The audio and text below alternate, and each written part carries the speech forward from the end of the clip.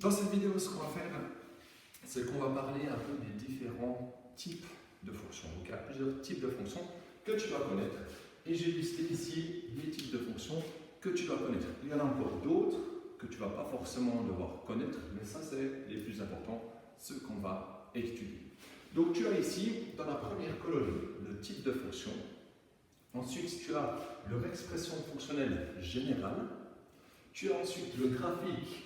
Qu'est-ce que c'est? Et je te dessinerai ici des exemples de graphiques pour bien comprendre. Donc, nous, c'est les fonctions avec lesquelles on va surtout travailler. C'est les trois premières, constantes, linéaires, affines. Mais tu dois aussi connaître certaines choses par rapport à ces fonctions-là.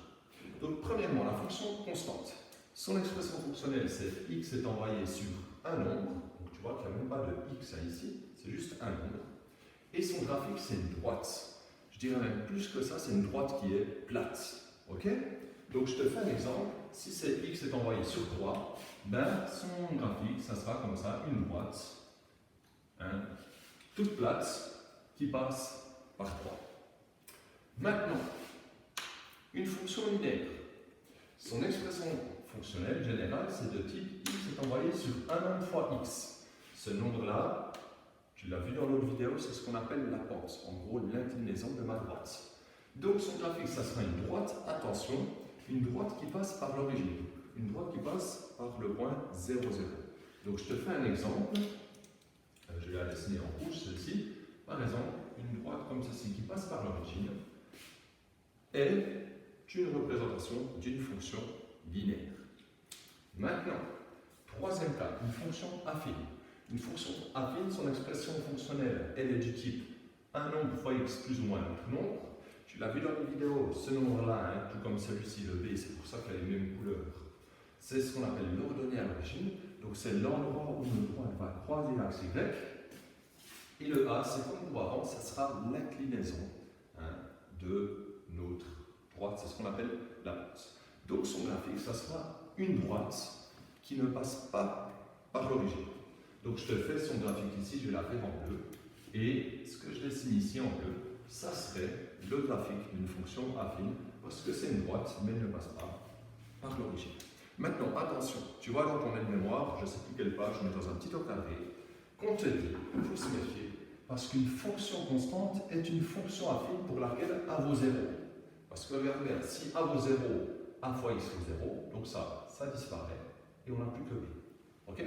Donc c'est un cas un peu particulier. Ensuite, on te dit également qu'une fonction linéaire est une fonction affine pour laquelle b vaut 0. Parce que si ça vaut 0, j'ai plus ou moins 0, et je retrouve la même expression fonctionnelle. Okay? Donc garde ça en tête. Une constante est aussi affine, et une fonction linéaire est aussi affine. Mais pas le contraire. Hein? Une fonction affine n'est pas linéaire, ça va que dans un sens. Il faut faire attention avec ça. Donc voilà pour ces trois premiers types de fonctions. Maintenant, il y a également des fonctions quadratiques, homographiques et cubiques. Alors, je vais commencer par la quadratique.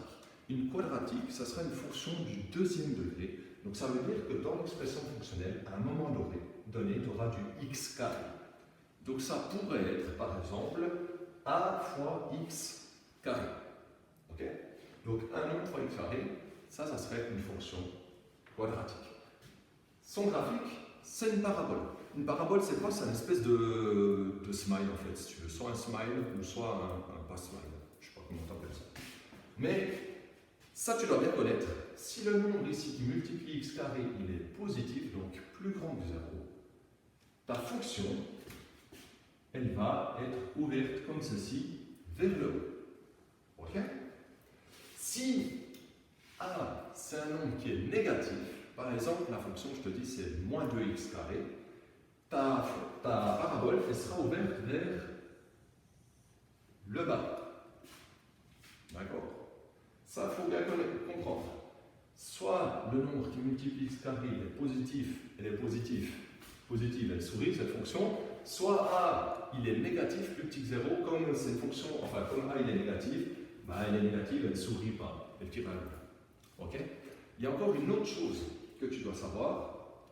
Si tu as par exemple une fonction du quadratique du style ax carré plus un nombre, ben ce nombre-ci, en fait, ça sera comme le paramètre b ici, ça sera là où ça croise l'axe y. Donc si j'ai une fonction, par exemple, 3x carré plus 2, donc le nombre ici qui multiplie x carré, c'est positif, c'est 3, elle sera ouverte vers le haut.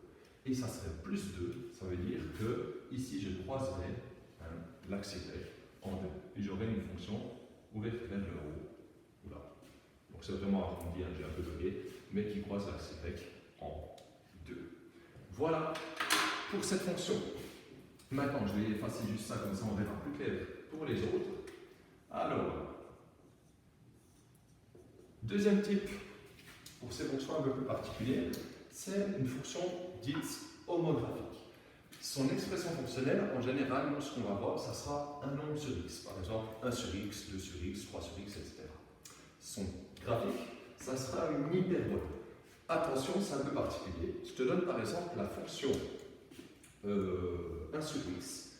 Son graphique, il est en deux parties. Il y a une partie comme ceci et une partie ici. Okay? Donc en général, elle est en deux parties, détachées. Donc il faut faire attention, c'est ce qu'on appelle justement une hyperbole. Donc ça, c'est le graphique d'une fonction dite homographique. Il y a des types de fonctions, une fonction cubique. Son expression fonctionnelle, ça sera souvent soit x cube ou un nombre fois x cube ou un nombre fois x cube plus ou moins quelque chose. Bref, il y aura x au cube quelque part, donc c'est une fonction cubique. Son graphique, je ne sais pas comment on appelle le type de graphique que c'est. Moi, je vais dire que c'est un S. Je vais le dessiner en rouge. Ça va faire à un moment donné une sorte de S, comme ça. Tu vois, il y a une courbure, et après ça repart dans l'autre sens. Si tu regardes de côté, tu tournes, ça fait un S. Voilà, toi, ce que tu dois bien connaître, c'est l'expression fonctionnelle pour chaque type de fonction. Et tu dois savoir également chaque type de fonction par quel type de graphique elle est représentée. Donc typiquement, si je te dis, ce que je ne vais pas te dire parce qu'on est à distance, bref, je te le dis quand même, ça veut bien dire ce que je dis, on continue.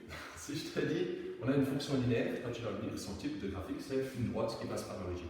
Si je te dis une fonction quadratique, tu vas me dire son type de graphique, c'est une parabole.